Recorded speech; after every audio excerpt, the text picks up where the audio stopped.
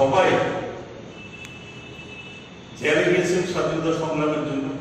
ওনাদের যা সম্পত্তি ছিল সমস্ত সম্পত্তি দেশের নামে দিয়ে ওনারা ভারতবর্ষে আজকে ভূমিহীন হয়ে পড়ে গেলেন। এদের নিজস্ব যা সম্পদ ছিল সবগুলি দান করে দিয়েছে। আর নরেন্দ্র মোদী এবং অতি সাধারণ জীবনযাপন করতেন। বাজপেয়ীও কিন্তু দেখবেন ভারতবর্ষের প্রধানমন্ত্রী বাজপেয়ী, কংগ্রেসের প্রধানমন্ত্রী বাজপেয়ী, ওনারা ইউজ করতেন একটা অ্যাম্বাসেডার গাড়ি।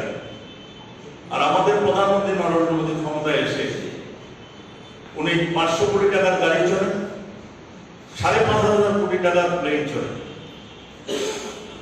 আর উনি নিজেকে দাবি করেন আমি গরিবের মানুষ। এই যে টাকাগুলি উনি নষ্ট করছে, এই টাকাগুলি দিয়ে ভারতবর্ষের লক্ষ লক্ষ গরিবকে রক্ষা করা যায়। আজকে প্রত্যেকটা ভারতবাসী নরেন্দ্র মোদীকে ক্ষমতা আনার জন্য অনুতপ্ত। 2019 সালে উনি ক্ষমতাচ্যুত হতেন।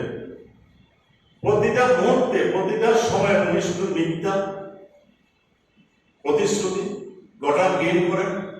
2019 সাল যখন নির্বাচন, ভারতবর্ষের মানুষ ঠিক করে নিয়েছিল ওনাকে ক্ষমতাচ্যুত করবে, একটা মিথ্যাবাদী ভ্রষ্ট প্রধানমন্ত্রী।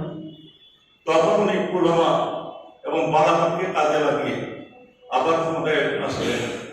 আপনারা শুনেছেন আপনার কাশ্মীরের যিনি গভর্নর, উনি বলেছেন পুলওয়ামার যে ঘটনাটা ঘটে, সোলজারগুলোকে যখন রোড দিয়ে পাঠাচ্ছে গাড়ি দিয়ে, উনি ভারতবর্ষের প্রধানমন্ত্রীকে নিজে অনুরোধ বলেছিলেন আমার কাছে ইনফরমেশন আছে এই রাস্তায় গেলে সবাইকে খুন করা হবে।